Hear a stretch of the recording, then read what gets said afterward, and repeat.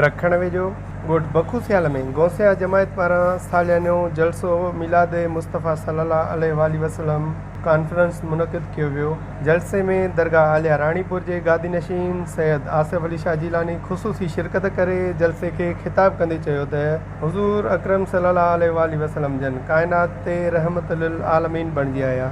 रसूल करीम सल्लल्लाहु अलैहि वसल्लम जन पंहिंजे उम्मत खे अल्लाह पाक जे वहदानियत खां आगाह कयो। नबी पाक सल्लल्लाहु अलैहि वसल्लम जन जो पूरी कायनात जे इंसान ज़ात लाइ इहो ई पैगाम हो त अल्लाह पाक हिकु आहे ऐं मुस्लमाननि जो दीन इस्लाम आहे।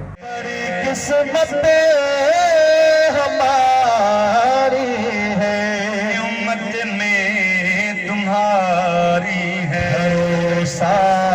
दीन दुनिया में। सालियानो जलसो सिराई शोएब ममून सियाल, सिराई गुलाम रसूल सियाल, सिराई शकील अमन सियाल जे निगरानीअ में थियो।